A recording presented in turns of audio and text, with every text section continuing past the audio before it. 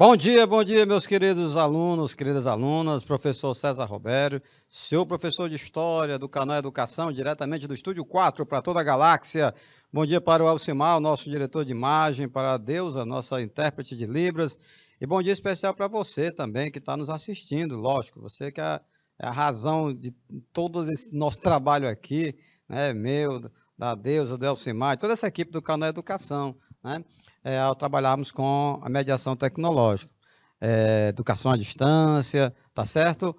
Meus queridos, nesta segunda aula, nós vamos seguir tratando sobre movimentos nacionalistas na África e na Índia. Na aula anterior, nós trabalhamos sobre o nacionalismo na África, né? Se você não assistiu a aula anterior, dá uma olhadinha, vai lá na plataforma do canal Educação e acessa. Faz também o download, né, do PDF que nós utilizamos. Se na primeira aula nós falamos no nacionalismo na África, vamos falar agora sobre os movimentos nacionalistas na Ásia, né? E sobretudo destacando aqui a Índia, né? O imperialismo inglês na Índia, né? Vejam vocês, eu tinha até assim rapidamente comentado na aula anterior para que você se localize em relação aos séculos. Lembram? Século XVIII foi o século que aconteceu a Revolução Industrial, a partir da Inglaterra, produção em larga escala, que vai demandar o quê? Vai demandar mais matérias-primas, né? E mais mercados consumidores, né? Então, nesse contexto, o continente africano e o continente asiático eles vão ser de muita importância, tá? Isso foi no século XVIII. No século XIX, vamos ter o imperialismo, né? O imperialismo europeu na África e na Ásia. Melhor dizendo, assim, um conceito também muito utilizado é o de um neocolonialismo. O neocolonialismo do século XIX, na África, né, e na Ásia. Agora, no século XX, nós vamos ter os movimentos nacionalistas, tanto na África como na Ásia, que vão lutar contra, né, a dominação europeia até se tornarem independentes, tá bom? E dando origem a novos países. Vamos agora, a partir dessa segunda aula, comentarmos sobre o imperialismo inglês na Índia. Porque é interessante, primeiro, pessoal, você se localizar, né, no espaço e no tempo também, né? Então, trago, né, uma representação gráfica do globo, onde vocês localizam aqui a Índia, né? Então, veja que a Índia, ela está numa posição bastante, né, bastante estratégica, né? A Índia está aqui localizada, vocês estão vendo, né? Porque aqui você tem a África, aqui você tem o Oriente Médio, né? Aqui está próximo da Europa, né? China, Japão. Então a Índia está numa localização bem interessante, sobretudo para aquelas nações europeias que têm interesse em comercializar as riquezas, as matérias-primas da Índia. Essas Índias, pessoal, que há muito vinham despertando o interesse dos europeus. Lembram? Na época da expansão marítima, né, o que aquela galera queria? Né? Inicialmente portugueses e espanhóis. Era chegar até aqui, até as Índias, né? Porque nas Índias tinham as especiarias, né? Que eram produtos exóticos no comércio europeu, que davam muito lucro, proporcionavam muitos lucros, né? Aí você tem o gengibre, né? A noz moscada, a canela, o cravo da Índia, dentre outras especiarias, né? Que os europeus compravam nas Índias e vendiam a preços bem elevados. Desta maneira, eu lembro a você, né, que a Índia era uma parte do globo que há séculos despertava muitas atenções. Os portugueses descobriram um caminho marítimo para as Índias através do navegador, né, o Vasco da Gama, no ano de 1498, no finalzinho do século XV. Né? Então, século XV, XVI, XVII, XVIII, XIX, XX, séculos de dominação, séculos de exploração. Tá legal? Então, feita essa localização espacial e temporal, vamos mergulhar mais na história do imperialismo inglês na Índia. Né? Então, naquelas nações europeias, a Inglaterra foi exatamente quem se estabeleceu na Índia. Né? E para o Império Colonial Britânico, a Índia ela era de uma importância enorme, sabiam? A Índia, para o Império Colonial Britânico, era tal essa importância, passou a ser chamada a joia mais cara da coroa indiana. Aqui você tem uma analogia aí, comparando com a joia da coroa, comparando com as colônias, né? Fazendo sempre um paralelo com a história do Brasil. Já para os portugueses, a joia mais preciosa, a joia mais cara da coroa portuguesa, considerando as colônias, né, era o Brasil. Não é à toa que foi para cá que vieram as cortes portuguesas em 1808. Eles tinham várias colônias, né, na África, na Ásia, mas eles preferiram vir para o Brasil. Portanto, se o Brasil era a joia mais preciosa da coroa portuguesa, né, a Índia era a joia mais preciosa da coroa britânica, né, para os ingleses.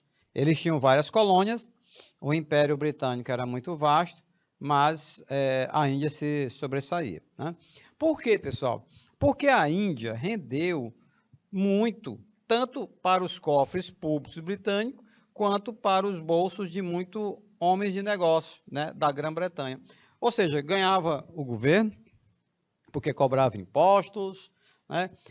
Ganhava os empresários ingleses, porque estabeleciam essas relações comerciais com a Índia fornecia matérias-primas, Índia possibilitava um excelente mercado consumidor, porque, galera, é o seguinte, com a Revolução Industrial, tanto foi preciso uma grande quantidade de matérias-primas, porque a indústria é insaciável.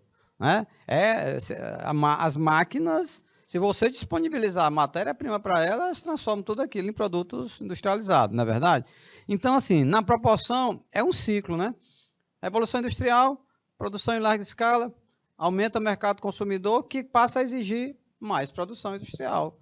Então, os ingleses, não só os ingleses, né? As nações industrializadas europeias, elas concluem que as matérias-primas que tinham nos países deles, os mercados consumidores que tinham nos países deles, eram insuficientes, tá? Para poder dar conta dessa demanda industrial. Daí a necessidade de quê? Daí a necessidade de se expandir, né? Necessidade de conquistar novos domínios. E assim eles vão fazer isso ao longo do século XIX, tá? No século XX, que é o período que nós estamos estudando aqui, nós vamos ter o quê? A reação, né? Nessa imagem, eu chamo a atenção para vocês analisar a imagem. Por quê, gente? Por que eu falo muito nisso? Porque nós estamos caminhando em direção ao Enem, ao Exame Nacional do Ensino Médio.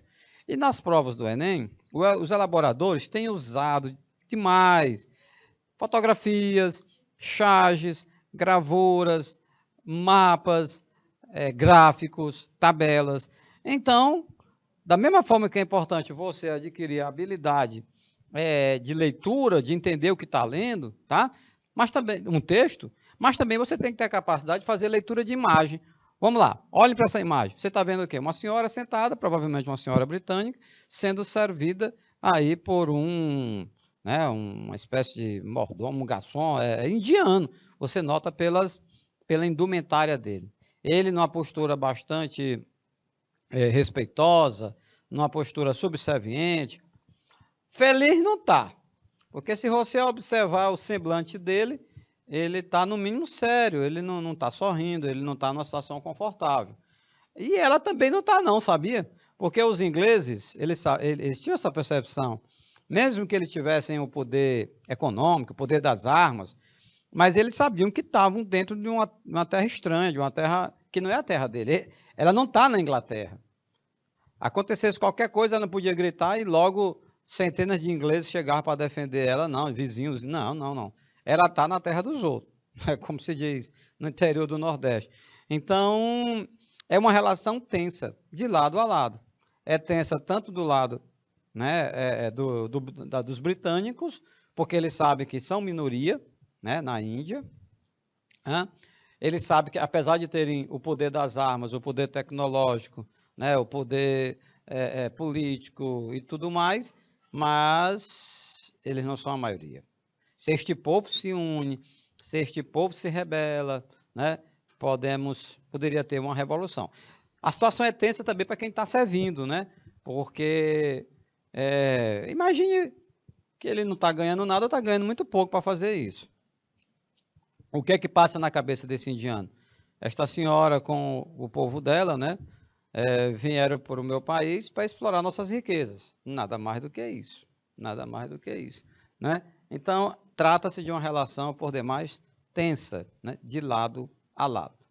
Mas a Inglaterra vai procurar manter essa relação de dominação por o máximo de tempo possível, né? A Inglaterra não pode, né, não vai querer perder a Índia assim, gratuitamente, facilmente. O que eles puderem insistir, eles vão insistir. Eu estou até, em relação à tensão, se fosse fazer um balãozinho e colocar na cabeça dessa senhora britânica, o que é que ela pode pensar? Ela pode pensar tanta coisa. Olha, eu estou aqui, mas eu queria estar na minha terra. Eu queria estar em Londres, mas meu marido sabe como é. Montou um empreendimento aqui, uma indústria, me trouxe para a Índia. Um calor terrível.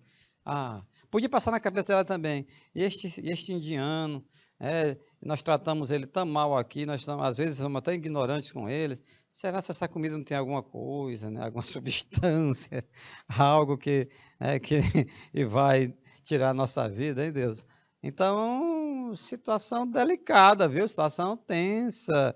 As imagens dizem muito, e nós podemos fazer essas ilações, né, sobre essas imagens. Gostou, Andressa? Ilações sobre essas imagens, todas fazendo aqui um treino, um exercício de leitura de imagem. Vamos lá. Revolta dos Cipaios. O que foi que é isso, professor? Nunca ouvi falar. Porra, aprenda. É para isso que você está assistindo essa aula, é para aprender mesmo. A Revolta dos Cipaios, ela aconteceu quando? Entre 1857 e 1859. Onde foi, professor César, que aconteceu a Revolta dos Cipaios? Na Índia. Quem eram esses caras, os Cipaios? Vamos lá. Os Cipaios eram soldados indianos, né? Que os ingleses obrigavam os jovens indianos a se alistar no exército da Companhia das Índias Orientais. Olha o risco. Se há pouco eu estava dizendo que aquela senhora britânica podia estar preocupada se não tinha alguma coisa, um caquinho de vidro, né, naquela torradinha, né, que o indiano estava trazendo para ela. O que dizer dos ingleses alistar jovens indianos, entregar armas para eles, presta atenção, para formar um exército da Companhia das Índias Orientais. Era um risco muito grande, meu povo. Era um risco muito grande. Por quê? Porque trata-se de entregar armas para um povo que estava sendo explorado, estava sendo dominado. Mas os ingleses sabiam também, né, que, por outro lado, eles não tinham como trazer jovens da Inglaterra. Para pagar o que eles estavam pagando, não ia atrair muitos jovens ingleses, vamos combinar. Então, era mais fácil, mais prático encontrar jovens indianos para aceitar, né, aquele valor irrisório que eles estavam pagando. Então, alistam jovens no exército da Companhia das Índias Orientais, jovens indianos, e ele passa a se chamar cipaios. E olha que tinha cipaio no metro, porque chegaram a atingir 200 mil integrantes, né, desse exército. Junto com isso, o descontentamento com os baixos salários, pagamento de impostos, feito por eles também cresceu. Você está entendendo? Então, assim, os ingleses correram um risco, né? Um baita de um risco, ao convocar esses jovens, nem só convocar, a palavra, obrigar os jovens indianos a se alistar no exército. Olha a imagem, você está vendo uma gravura, né, dos soldados cipaios, são indianos, você nota pelo turbante, você nota aí pela roupa que estão usando, que são indianos, são cipaios, 200 mil, rapaz. Imagina 200 mil jovens indianos com arma na mão, né? Então, esses ingleses arriscaram, viu? Mas, cadê? Qual seria a outra forma? Porque a garotada inglesa também não ia para a Índia, né? Para ganhar o valor que eles estavam pagando, como eu falei há pouco. Tá vendo aí? Ó, se nem os indianos estavam aceitando, olha o que está escrito na sua tela. Surge um descontentamento muito grande por parte dos cipaios diante dos baixos salários, que os ingleses estavam pagando para ele. Ora, mas se nem os indianos estavam aceitando, é lógico que os jovens ingleses também não iam aceitar sair do seu país, do conforto, né, do seu lar, para ir para a Índia, né, longe, quente, outra cultura, outro povo, outra realidade, para ganhar aquela merreca. Então, insatisfação por parte, né, dos cipaios, que não aceitam e vão protestar. Um dos motivos do conflito, além do baixo salário, que eu falei há pouco, foi o seguinte: em 1857, né, começa tudo, foi o fato dos cartuchos das armas dos ingleses serem revestidos de graxa animal, meus queridos. Graxa animal, feito com a gordura do boi. E isso é um problema. É um problema por quê? Porque essa prática, pessoal, era contrária às crenças indianas e vista como inadequada, né, pelos indianos, que até proibiam o consumo da carne de gado. Então, assim, para os ingleses, eles achavam aquilo uma besteira, uma bobagem. Ah, quer dizer que ninguém pode mais usar uma bala, um cartucho, né, das armas nossas, revestido com graxa animal, que é feito da gordura do gado, né, do boi. Para os ingleses, algo trivial, né? Algo bobo. Agora, para os indianos, não. E aí, meus queridos, minhas queridas, é preciso que tenhamos isso bem claro na nossa mente. Em se tratando de questões culturais, é preciso respeitar. É preciso respeitar, né? Veja bem, se alguma parte do mundo é daquela cultura, é daquela tradição, as mulheres usarem um véu, mas quem somos nós, aqui no Ocidente, para chegar e dizer que está errado, que tira esse véu, né? Para que isso? Mas por quê? Tomando como base a nossa cultura, né? É uma forma desrespeitosa, né? Forma hostil. Uma vez eu vi uma mulher afegana, um comentário, ela dizendo: olha, esse véu que eu uso não me causa dor, não me incomoda, é uma tradição do nosso povo, não é?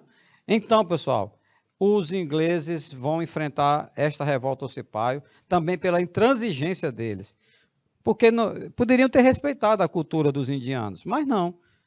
Ao imporem o uso desses cartuchos revestidos, né, de graxa animal, tirado da gordura do boi, e isso causa uma reação da parte dos cipaios. Você sabe que o boi ele é um animal sagrado na Índia, não é? Animal sagrado, né? Não, isso é de uma cultura local, né? Há de se respeitar, e por aí vai. Tem outras culturas também, né? Os árabes, por exemplo, eles não comem carne de porco. Judeus também, né? Então, é do costume deles, da tradição deles. Já os chineses, qualquer coisa que se movimente, eles comem, né? Morcego, lagarto, né? Da cultura. Cobras, né? Degustam as cobrinhas. Então, diz que é nutritivo e tal. É da cultura. Já para nós, seria algo não muito saudável. Não sei se é saudável desse, mas não seria palatável, né? Pode até ser saudável, né? Em relação aos nutrientes, aos carboidratos. Mas, não sei, agora é estranho, né? Morcego, né? Mas, enfim, calma, olha só.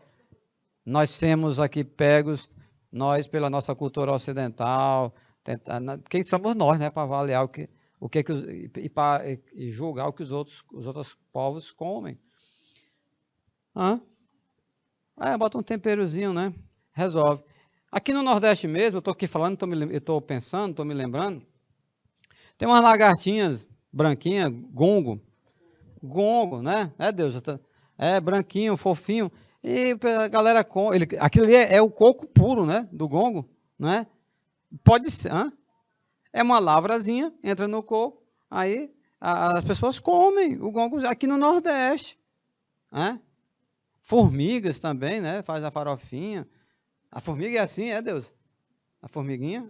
Que legal, né? Isso bem ampliado, não sei quantas mil vezes, né?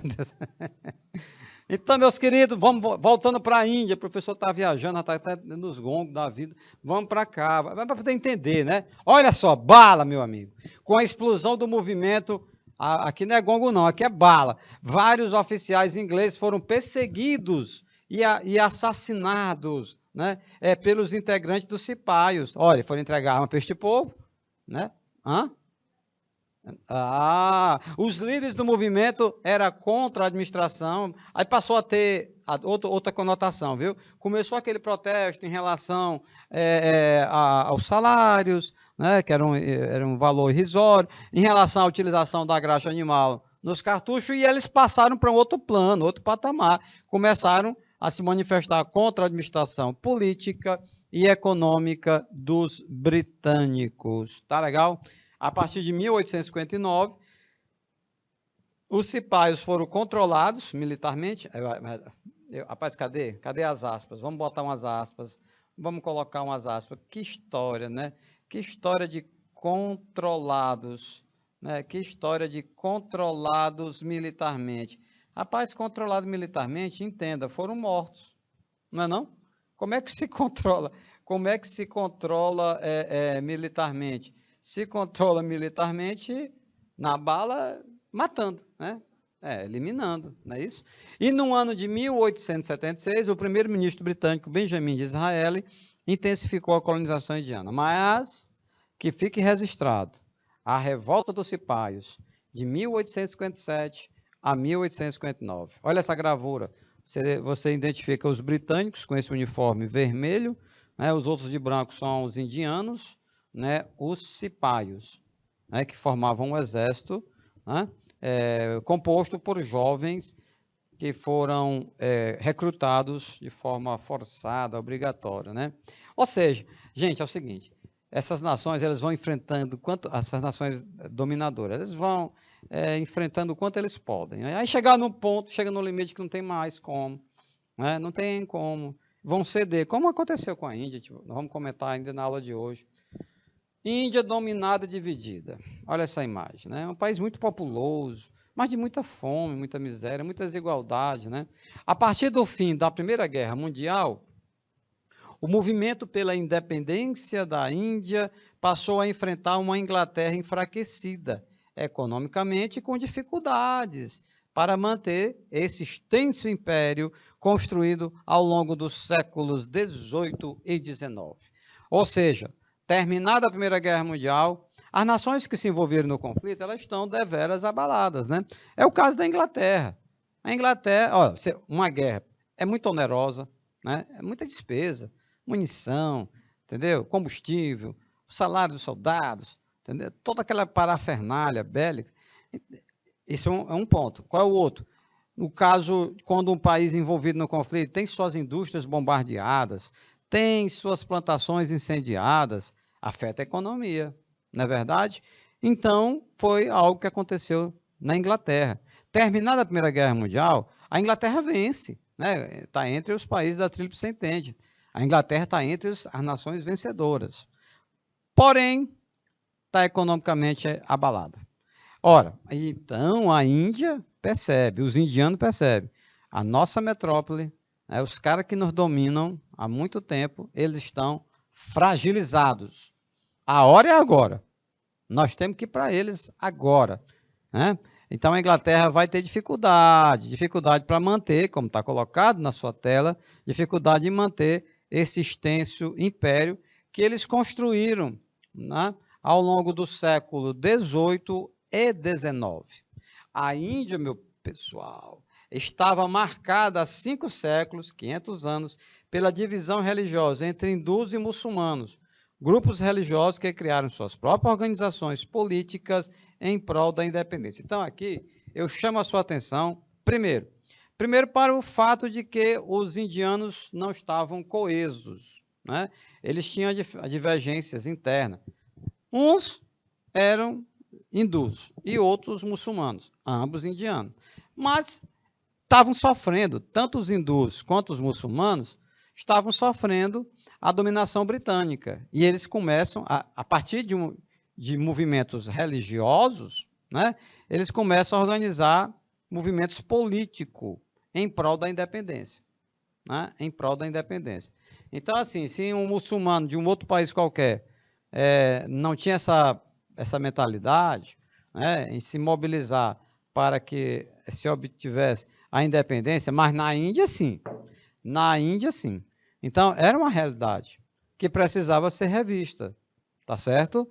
Então, é uma panela de pressão social que podia explodir a qualquer momento. Tanto pelo fato da divergência interna entre hindus e muçulmanos, quanto pela força da Inglaterra, que tem interesse em ficar mais tempo na Inglaterra, na Índia, perdão, dizendo, mais tempo na Índia. Né? Mas teria que combinar com os indianos. Teria que combinar com os indianos, porque os indianos também não querem mais inglês lá não, galera. E aí se destaca este grande líder, Mohammad Gandhi. Né? Mohammed é o nome, mas ele ficou conhecido como Mahatma, ou seja, a grande alma. O apóstolo da não violência. Rapaz, esse cara. Respeite, viu, Gandhi? O Gandhi, ele vai defender uma tese contrária dos cipaios. Como foi que os cipaios agiram em relação aos ingleses? Nós vimos há pouco. Na bala, né? Na violência. E o que é que o Gandhi vai defender? O oposto, a não violência. Mas se o Gandhi, como é que é isso? Se os cipaios não conseguiram na bala derrotar os ingleses, não conseguir sem fazer uso da violência? Não está assim uma coisa meio estranha? Aí o Gandhi dizia, não. Porque cada vez mais que eles nos agridem, eles usam violência conosco, e nós reagimos com violência em relação a eles, eles tendem a aumentar o uso da violência da parte deles, tá? Nós vamos ter dificuldade de encontrar apoiadores a nível internacional, porque para alguns é muito cômodo, diante de uma situação dessa, dizer, olha, todos dois estão errados, os ingleses estão errados, os indianos também estão errados, não tinha que estar se matando. Aí e o Gandhi, qual é a grande sacada do Gandhi? Que ainda hoje tem discípulos, viu, gente? Tem discípulos. A pessoa frágil, você está olhando aí. Muitas vezes ele fazia até protesto, greve de fome, protestando contra a dominação britânica no seu país. Então vamos lá. O grupo que se destacou foi o Partido do Congresso, que reunia os hindus, né? E contava com um líder extraordinário, o advogado Mohammed Gandhi, chamado também de Mahatma, que quer dizer a grande alma. E ele mesmo rejeitava, sabia disso? Quando chamavam ele de Mahatma, mesma coisa que alguém chegava para você e dizia, você é uma grande alma, você dizia, não, menos, né? Não chega tanto. Então, ele não tinha essa vaidade, né? Não exigia que ninguém chamasse ele de Mahatma. Porque Mahatma é um título, né? Uma homenagem que os indianos fazem àqueles que se destacam, né? Então, não foi diferente em relação ao Dr. Gandhi, né? Que era advogado. E aí, meus queridos, minhas queridas, quanto mais você conhece, quanto mais você estuda, quanto mais você aprende, mais você fica indignado com as injustiças, com a miséria, com a desigualdade. Aliás, uns ficam, outros nem tanto. Outros nem tchum, nem arroz, né? Não estão nem aí. Agora, o senhor Gandhi, não. O senhor Gandhi, isso aqui é um ativista. Na aula anterior, nós falamos do professor Abdias Nascimento, né? Que é um grande, já falecido, né? Um intelectual, um ativista, alguém engajado nas lutas, né? Pelo pan-africanismo. Já o Mahatma Gandhi, essa imagem passa o quê para você? Para mim, passa simplicidade, passa humildade, ele esboça um sorriso bem tênue, né? Mas passa também sofrimento, né? Não é alguém que tem uma vida tranquila. Esse cara era advogado, entendeu? E olha aí a frase dele. Nessa história de olho por olho, o mundo acabará cego. Está lembrado daquilo que eu falei há pouco? Então, alguns defendiam, olha, os cipaios não tiveram êxito, mas nós vamos enfrentar esses ingleses de novo e vai ser de novo na base da bala. Aí lembra daquela máxima do Código de Hammurabi, né? Lá na Mesopotâmia, lei de Italião, olho por olho, dente por dente. Se alguém furar o olho de alguém, deveria ter seu olho furado. Se alguém quebrar o dente de alguém, deveria ter o seu dente quebrado. Daí, resumindo, olho por olho, dente por dente.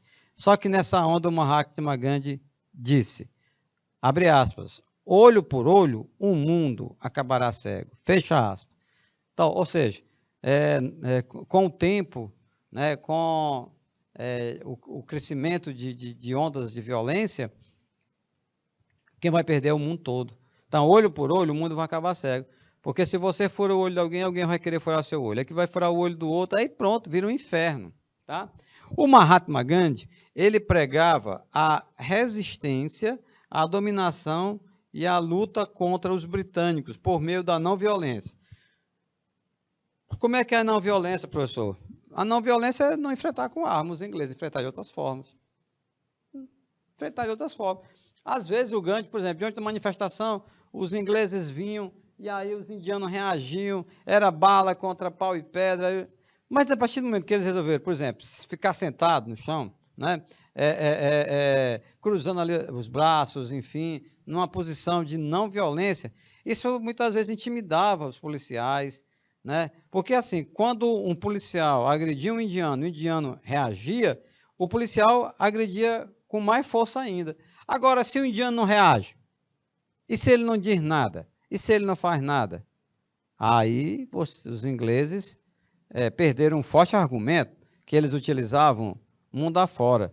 Quando indagados sobre a violência com a qual eles estavam tratando, né, os indianos indefesos, e aí muitos ingleses diziam, não, mas é porque eles também nos atacam, eles também atiram em nós, então não podemos ficar de braços cruzados, nós temos que nos defender. Então tá aí, meu povo.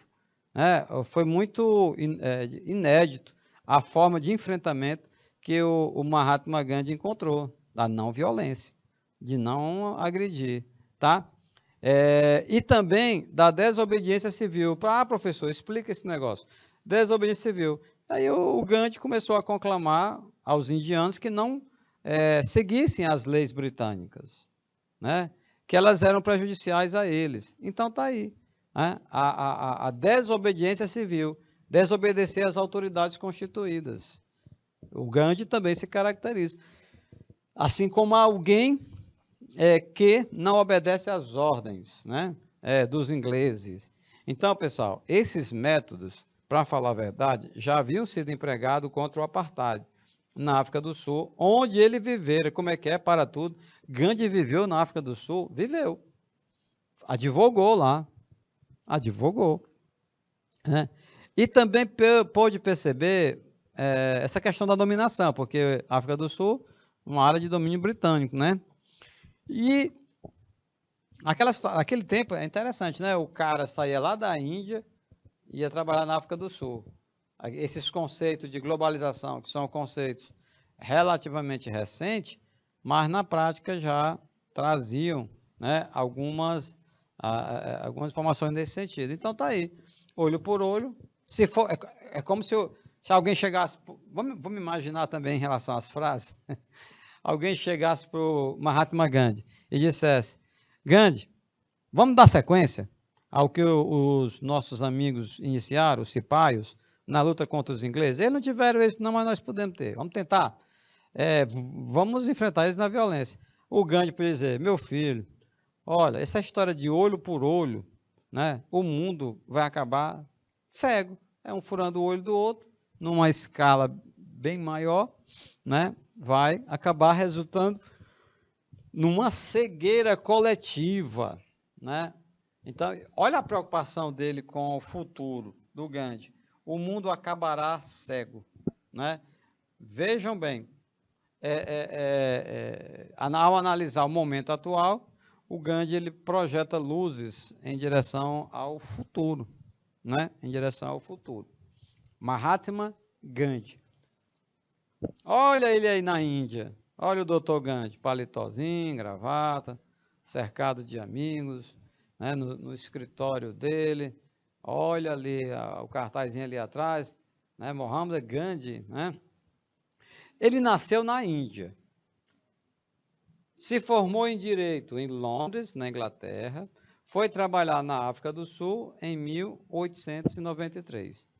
Então a família dele teve condições de bancar o estudo dele em Londres, né? Bem longe da Índia. Aí você pode também comentar o seguinte, professor, mas será se tinha na Índia universidades, né, de qualidade no ano de 1893? Provavelmente não, até porque eram exceções, pessoal. pessoas como, na aula anterior, eu falei da Abdias Nascimento, líder do pan-africanismo no Brasil. E agora, nós estamos falando nele, no Mahatma Gandhi, né? E aí, meus queridos, não era permitido ter universidades nas colônias, só para deixar bem claro, e fazer um paralelo. Aqui no Brasil, as primeiras universidades só foram instaladas durante o período joanino, né, Dom João VI, e aqui você está vendo, né, como havia esse intercâmbio, né, entre eles saindo de um lugar para outro. O cara sai da Índia, o Gandhi, ele se graduou em Direito em 1893, né, e no momento ele vai retornar. Ele retorna na África do Sul em 1893, a terra dele, né, onde estavam os amigos, os parentes dele. Mohammedas deparou-se com um sistema racista e violento. Negros, indianos e muçulmanos eram discriminados de todas as formas possíveis pelos britânicos e holandeses. Olha só. O sistema racista e violento, isso aqui que incomodava muito, né? Incomodava muito o Gandhi na sua própria terra.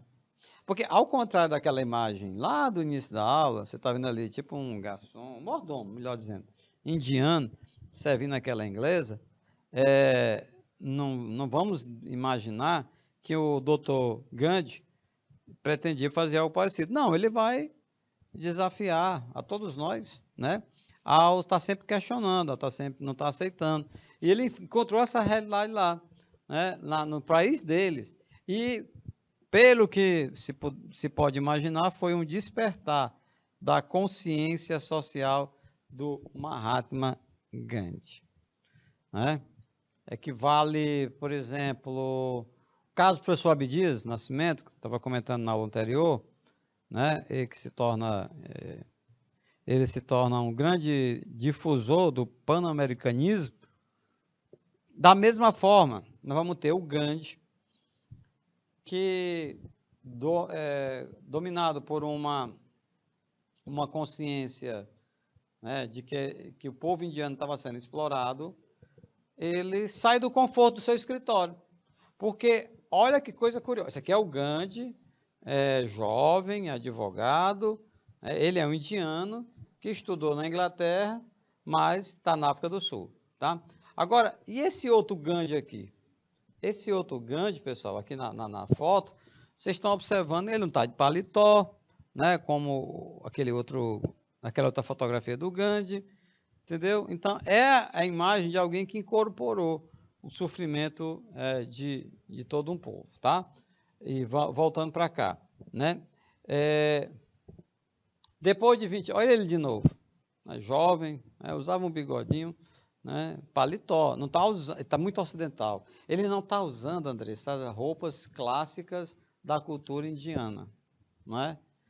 E hoje em dia está até muito comum aqui no Brasil, pelo menos no nosso estado, essas pessoas que comercializam aquelas túnicas, né, indianas. Está na moda, Andressa? Olha aí, Andressa está na moda. Porque além de língua portuguesa, história, química, física, também moda, né? Moda. É alguém que não tem limite, né, para os seus conhecimentos. Isso só nos enriquece, só engrandece o nosso canal Educação, tá bom? Ficamos felizes e atentos também em relação às correções. Então, depois de 20 anos lutando por direito dos indianos, olha, rapaz, esse cara, direito dos indianos na África do Sul. Rapaz, ele não nasceu na África do Sul, você vai acompanhar a história dele, né? Ele é um indiano, foi estudar na Inglaterra, em Londres, e aí foi trabalhar na África do Sul. Foi lá trabalhar, 20 anos. Eu até posso imaginar que muitos clientes que ele acabava tendo, não tinha nem como pagar direito ele, mas ele estava muito comprometido com a luta por a causa, né? E então ele vai se apegar ao direito dos indianos na África do Sul. Então, a comunidade indiana na África do Sul era bastante significativa, né? um país dominado pela Inglaterra. Ora mais, se para quem já tinha nascido na África do Sul, já era muito arriscado, né, morar lá, porque os ingleses, o apartheid, né? Nessa cadeira não se senta negros, nesse ônibus, nessas poltronas não sentam, esse absurdos todos, né? Bom, então, para o próprio sul-africano já não era essa garapa toda, né? Já, pelo contrário, sofreu muito. Agora, tu imagina para quem não era sul-africano, como era o caso dos indianos. E ele, como advogado, como uma pessoa esclarecida, que tinha conhecimento das leis, ele vai passar a fazer a defesa, né, do direito dos indianos na África do Sul. Foi preso várias e várias vezes e finalmente conseguindo a revogação da lei que discriminava o seu povo, né, chamada Ato Negro. Gandhi, agora com 45 anos de idade, decidiu voltar à Índia. Ele volta para o seu país. Passou 20 anos na África do Sul, lutando, defendendo, né, os direitos, né, dos indianos que moravam lá, e volta para a África do Sul. A essa altura, ele já era visto como um líder popular, um líder político e espiritual. O cara é advogado, uma exceção, né, no país dele. Com certeza os pais dele tiveram condições financeiras de colocar ele para estudar na Inglaterra, em Londres, né? E quando ele volta para o país dele, ele começa a ter admiradores, seguidores, né? Passou até a ser tratado de Mahatma, que é um apelido, uma alcunha, que significa grande alma. Só tem um probleminha, né? Só tem um probleminha. Qual era? É curioso como que a sociedade, o povo de vários países, fica esperando assim um salvador da pátria, alguém que venha e no estalar de dedos vai resolver todos os nossos problemas e mais alguma coisa, né? Então, mais ou menos nesse sentido, eu imagino também que o nosso amigo Dr. Gandhi, quando ele chega até as Índias, na Índia, perdão, quando ele chega no país dele, ele vai despertar esse sentimento de que esse cara seria um líder que iria conduzir seu povo, né, a Índia, para a independência em relação às nações europeias, né? Então, mas ele é muito humilde, o Gandhi. O Gandhi, ele não simpatizava com essa homenagem que estava fazendo para ele, né? Mahatma, que quer dizer grande alma. Tá legal? De que adiantar? Vamos parar aqui um pouquinho para pensar. De que adiantaria se o Dr. Gandhi tivesse resolvido viver o resto da sua vida na África do Sul? Isso é possível? Tranquilo. Agora, em relação à imagem, da forma como está colocado na sua tela, tá? Aí você vê que tranquilo. Então, assim, o Gandhi, ele tinha muito motivo para ficar lá na África do Sul, né? Defendendo seus clientes, sem se envolver com nenhuma confusão, mas não, o cara procurou reagir. Olha ele de novo aí, está bem magrinho, né? Assim, desapegado de bens materiais. O que foi então, pessoal? A desobediência civil, né? A desobediência civil de Gandhi. Foi quando a ação dele, o Gandhi, consistia em desobedecer às leis inglesas, sem se importar em sofrer as consequências do ato. Opa, isso aqui é algo inédito, né? Sem se importar em sofrer as consequências do ato, né? Sem considerar, sem imaginar exatamente as reações da Inglaterra, pelo fato do Gandhi ter propalado a desobediência às leis inglesas, tá? Sua figura acabou por conquistar admiradores no mundo todo, inclusive na Inglaterra, e o gandhismo inspira até hoje, né, os movimentos pacifistas. Olha essa imagem, vamos falar um pouquinho sobre a imagem? Nessa imagem nós estamos vendo um Gandhi ao lado de um TA, né, fabricando aí uma peça de tecido, e o que vai acontecer? Ele defendia cada um produzir sua própria roupa, né, que fosse desapegado dos bens materiais, né? E isso, o Gandhi, ele foi um fato, né? Totalmente compatível o que ele dizia com a vida que ele levava. Tá? aqui uma homenagem a ele, né, uma estátua. A figura de Gandhi, pessoal, acabou por conquistar admiradores no mundo todo. Inclusive, por que inclusive na Inglaterra? Na Inglaterra porque a Índia era colônia da Inglaterra, né? E foi surpreendida também com essa questão de, né, luta sem usar de violência. Como é que seria isso? Então despertou a curiosidade do mundo. E o gandhismo, galera, inspira até hoje, né, os movimentos pacifistas. O movimento pacifista, né? Não é algo assim muito simples, né? De você, pelo menos assim, fazer as conexões devidas, né? Mas a figura é essa. A questão é essa. O Gandhi, ele extrapola os limites da Índia e passa a conquistar admiradores no mundo inteiro, inclusive na Inglaterra, né? O movimento é bastante intenso. O que foi a Marcha do Sal, professor? Olha uma gravura, né? O Gandhi conduzindo um grupo de indianos, né? Mais simplicidade impossível. Uma das proibições impostas pelos britânicos era que os indianos, hindus e muçulmanos não poderiam produzir seu próprio sal, que era comercializado a custo de altos impostos para a população. Olha, foi nesse contexto que o Gandhi teve uma ideia de marchar 200 quilômetros para protestar contra tal abuso. Uniu mais de 5.000 pessoas que chegaram ao litoral do Oceano Índico para produzir sal com as águas do mar. Depois de muita luta e prisões arbitrárias, a lei do sal foi revogada e os indianos conquistaram mais esse importante passo, né, rumo à independência. Bom, vejam só, a relação está ficando cada vez mais tensa, né, entre os indianos e a coroa inglesa. Muçulmanos versus hindus na Índia. Há pouco eu falei que essa galera era dividida, né?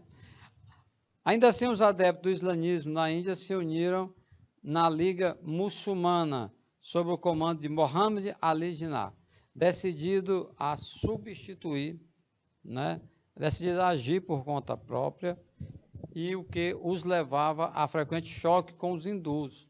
Então, assim, essa briga entre muçulmanos, né, contra os hindus na Índia tem sido algo muito doloroso para eles mesmos, né, de lado a lado. É nessa circunstância que os adeptos do islamismo na Índia se uniram na língua muçulmana, sob o comando de Muhammad Ali Jinnah. Sob o comando dele, decididos a agir por conta própria, o que os leva a frequentes choques, né, com os hindus. Opa, veja bem, os indianos divididos, uns seguindo o islamismo muçulmano, outros, né, os hindus na Índia, seguindo a religião hindu. Mas o fato, né, deles não ter esses interesses mais locais, resultou em quê? Resultou em frequente choque com os hindus, muçulmanos contra os hindus. Os governantes ingleses se aproveitavam dessas realidades e as insuflavam como forma de retardar o processo de independência. Tá legal? Então, são questões como essas, né, que você lamenta o fato da Índia ser um país que tem várias potencialidades, mas estarem sempre em conflitos, né? É um país independente, vírgula, mas os problemas seguem. A Segunda Guerra Mundial enfraqueceu ainda mais a Inglaterra. Ao fim do conflito, a Inglaterra não conseguiu mais manter o domínio sobre a Índia, né? Não consegue. Isso eu tinha comentado há pouco, né? A Inglaterra, ela saiu com a sua economia abalada, tanto em relação a indústrias, bancos, como também em relação a outros aspectos, como está colocado aqui no quadro, questão religiosa, né? 1947, a independência da Índia, perdão, a independência da Índia, ela foi concedida. Deixa eu botar essa palavra concedida. Deus, oh Deus. Vamos colocar essa palavra concedida entre aspas, porque esses movimentos todos na África, eles foram provocados, eles foram estimulados, né, por alguma pessoa, alguma entidade, né? Mas, no caso da independência da Índia, houve muito forte a mobilização da não-violência, né? O país, porém, ainda enfrentava forte tensão entre os grupos religiosos rivais e se fragmentou em dois. Deu origem a dois países, a Índia, o Paquistão, né? A Índia continua, e o Paquistão, sendo que este, no caso, o Paquistão, estimulava geograficamente, né? Estava geograficamente dividido entre oriental e ocidental, com um enclave indiano entre ambos. Certo? Nós até comentamos isso, né, na aula anterior. Essa questão dessa divisão interna que muitas vezes desanda, né? Todo aquele projeto interessante. Gandhi, o apóstolo da não violência, infelizmente foi morto, né? Ele não morreu de morte natural, como se diz por aí. A violência religiosa e a disputa por terras prevaleciam, ok? Exatamente, problemas que ainda hoje se alastram, né? Problemas que ainda hoje não tem solução, enfim, mas naquele momento, né, os ingredientes religiosos acabavam se sobrepondo, tá?